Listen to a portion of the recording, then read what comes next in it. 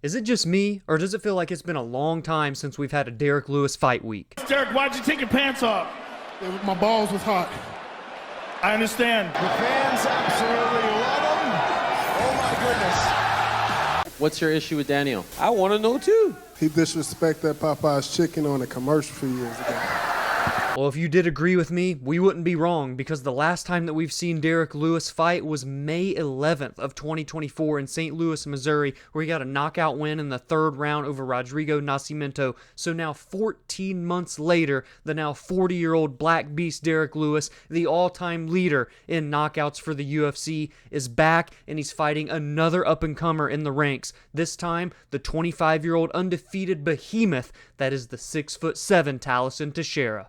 Derrick Lewis turned 40 years old on February 7th of this year, just one day before his opponent this Saturday, Tallison Teixeira, made his UFC debut. That was on February 8th at UFC 312, where he would knock out Justin Tafa, and it took just 35 seconds to make good on his first fight in the UFC and already put himself in the rankings as he enters this weekend at number 13. And if he gets the nod over Derrick Lewis in his second UFC fight, he's already going to be a top 10 heavyweight in the world. The UFC is clearly fast-tracking Tallison, and I see why. 25 years old, very young, 8-0, a perfect record with a 100% finish rate, 7 knockouts, 1 submission, and all 8 of those victories have come in the very first round. He's 6'7" with an 83-inch reach, and I guarantee on Friday morning he's going to cap out the scale at 265 pounds if I had to guess. He really is kind of everything the UFC is looking for in fresh life for this heavyweight division that has really been struggling over the last few years.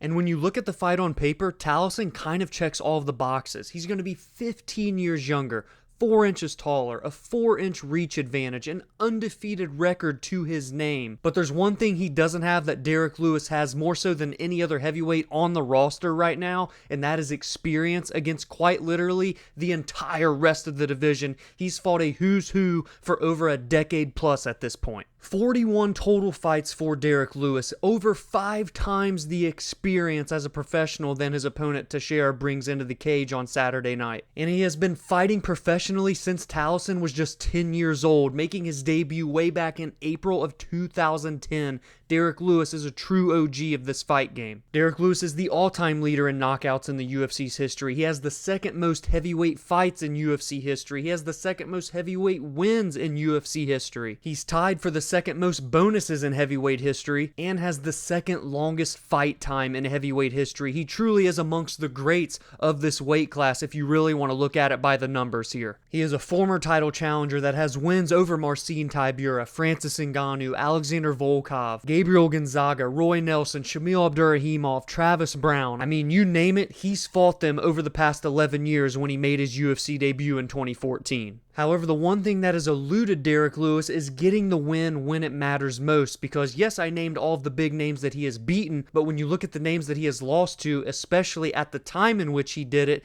he's faltered when it has mattered most, including his title fight against Daniel Cormier, including an interim title fight lost to Ciryl Gane back in 2021, and even the 3-fight skid that he would go on between February of 2022 and February of 2023, getting finished by Tai Tuivasa, Sergey Pavlovich, and Sergey Spivak all in a row. So while yes, there's a lot of green on the resume of Derrick Lewis, there is also a fair share of red on there as well. But at 40 years old, he will enter the main event of UFC Nashville, having won 2 of his last 3 fights, with both of the victories coming by way of knockout. And sandwiched in between there was a loss to Jailton Almeida, who is one of the other biggest prospects in this heavyweight division right now, and arguably is deserving of a title shot against Tom Aspinall, the newly crowned king. We know what we're going to get in this fight. It's clear. It's 2 guys that like to knock their opponents out. Tallison having knocked out 7 out of his 8 total wins. Derrick Lewis having finished 23 out of 28 of his professional wins by way of knockout. Someone is going to sleep. Not to mention Derrick Lewis has been knocked out in 7 of his 12 losses. It's not going to take long for these 2 behemoths to meet in the center of that octagon after the cage door gets locked, and someone will fall down to that mat,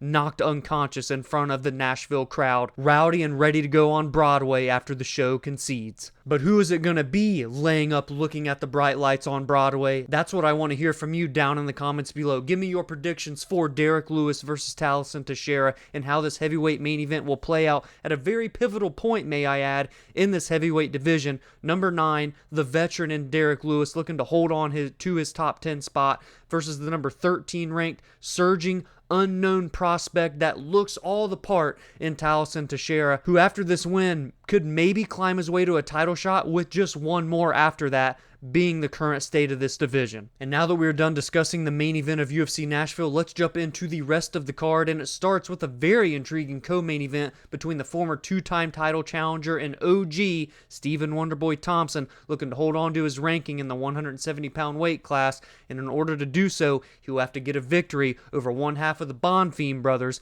Gabriel Bonfim. The youngest looking 42-year-old man walking the face of the earth right now, Stephen Wonderboy Thompson, is looking to hold on to his number 12 ranking in this welterweight division before it's too late, and he has to take on the surging Gabriel Bonfim in the blue corner, who is 4-1 since making his debut a few short years ago. Wonderboy has had a very long, storied career in the UFC, but will enter this fight with not so much momentum behind him, having lost 4 of his last 5 bouts, including his most recent bout in October of 2024 when he would lose to Joaquin Buckley via third-round knockout at UFC 307. And to be fair, while yes, he's lost 4 of his last 5, you gotta look at who he's been fighting, man. It's Buckley, it's Shavkat Rakhmonov, it's a win over Kevin Holland, it's a loss to Bilal Muhammad, who would go on to become the champion, it's a loss to Gilbert Burns, a former title challenger. He's fought the who's who of the 170-pound division for a decade at this point, and honestly, this co-main event is very similar to the main event. You've got the seasoned veteran on his way out, but looking to still prove he's got what it takes and has some gas left in that tank,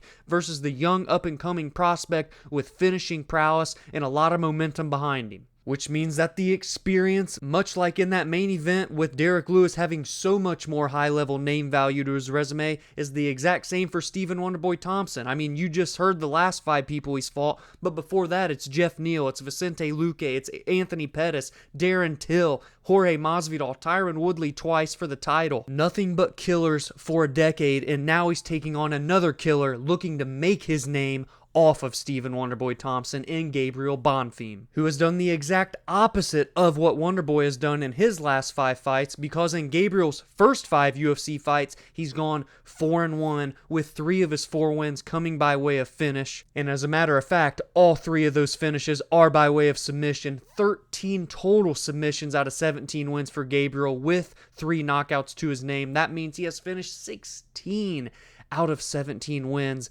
over the course of his professional career. He is ultra dangerous in this welterweight division and can catapult himself into relevancy in the hottest division going in 2025 right now, the UFC's welterweight weight class. His most recent fight came in February, where he would get the submission win in the second round against Chaos Williams with just 2 seconds to go. And even more eerily similar to the main event is the 15-year age difference in this one, because Wonderboy is 42 and Gabriel is 27. This could either be a really good night for the fans of the 2 OGs at the top of the bill, or a very sad night. And while I don't think it's realistic for Stephen Thompson to ever reach title contention again, he can absolutely still hang with some of the best in the back half of the top 15, even some of them in the top 10, but he has to prove it. And in order to prove that, he will have to take out someone 15 years younger than him in Gabriel Bonfim. And for Bonfim, he's looking to prove that he can hang with the elite of the elite in this welterweight division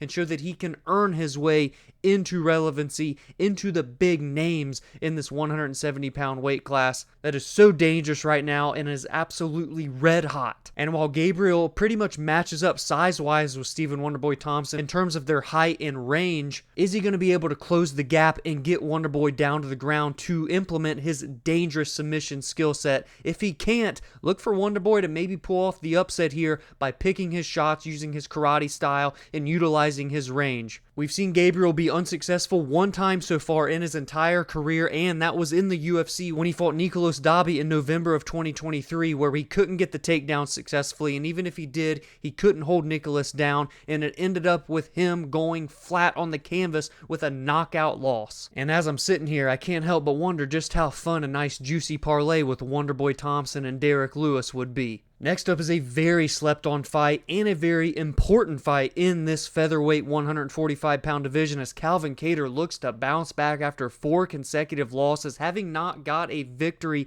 since January of 2022 against Giga Chikadze. But it's no easy out for him in the featured bout of UFC Nashville because Steve Garcia may just be the most underrated and slept-on featherweight in the entire UFC, as he will enter this fight having won his last 5 bouts, with all 5 of them coming by way of knockout and 3 of the 5 coming in round number 1. For Garcia, we last saw him in September of last year where he would finish Kyle Nelson in 3 minutes and 59 seconds. And we last saw Kattar in February where he would take on Yusuf Zalal at UFC Fight Night Cannonier versus Rodriguez, and he would lose a unanimous decision to the still surging Yusuf Zalal, who has won 4 consecutive fights since rejoining the promotion in March of last year. This fight is going to be a straight up boxing match. It's that simple, and it is going to be a low-key fight of the year contender should it go 15 straight minutes.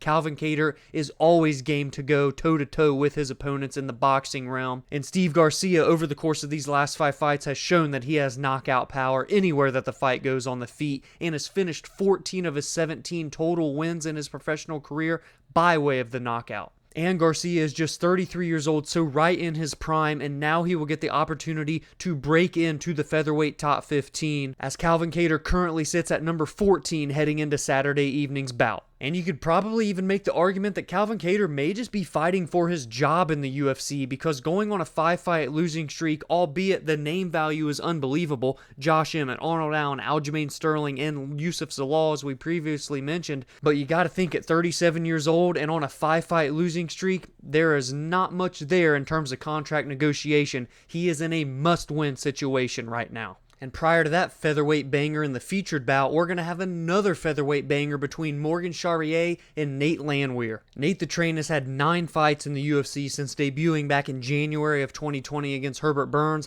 and none of them have come short of a fight of the night contender. The dude is must-watch TV. He is a kill or be killed fighter. However, he will enter this fight having lost 2 of his last 3, most recently in December at UFC 310, where he would lose via 3rd round TKO to Doo Ho Choi. Prior to that, he would knock out Jamal Emmers, and before that he would lose to Dan Ige via decision at UFC 289. Nate is 37 years old, so he's going to be 8 years older than the highly accredited kickboxer that is Morgan Charriere, the longtime Cage Warriors veteran turned UFC fighter now with 4 fights under his belt, although just a 2-2 record so far. Both of his wins have been by way of knockout, and both of his losses have gone the full 15. The losses to Chepe Mariscal via split decision in April of last year, and most recently in March at UFC London, he would lose a decision to Nathaniel Wood. The last Pirate at 29 years old, yes, is definitely still labeled a UFC prospect, but it is a little bit weird, right? 2-2 so far in the UFC, a 20-11 record with 1 draw overall.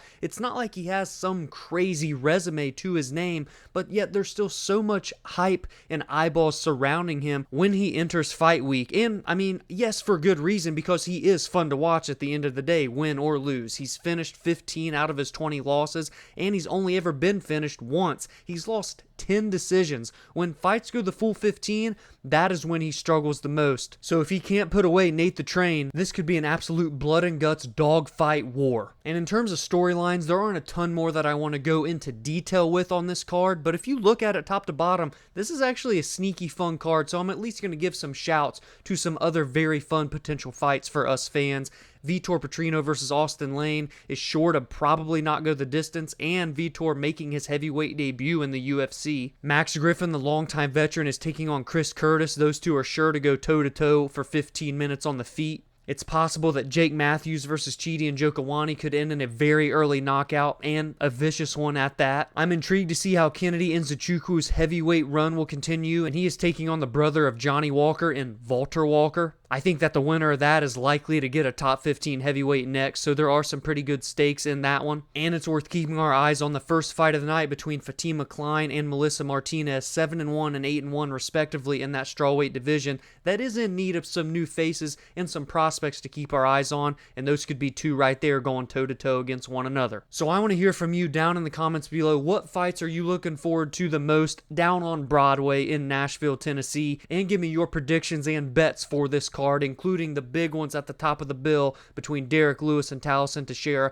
between Stephen Thompson and Gabriel Bonfim, and between Calvin Kattar and Steve Garcia. If you enjoyed this breakdown, please be sure to drop a like and subscribe to the channel if you are new. Every single week I break down and preview the biggest and best fights from an X's and O's perspective, sure, but more importantly, at least for me, from a talking point of view, is the storylines and what is at stake heading into each fight. And in the aftermath of each card, I upload recaps of the most meaningful results and talk about what could be next. And I also give my thoughts and opinions on MMA news and fight announcements. You can also join the community on social media at Verbal Spar MMA on X, Instagram, and TikTok, as well as like the Facebook page Verbal Sparring MMA. And if you're an audio listener, or a podcast listener, I should say, you can follow along on Spotify, Apple, and more, where every Monday and Friday, long-form podcast episodes release there. Have a great weekend, enjoy the fights, and I will see you all in the next video.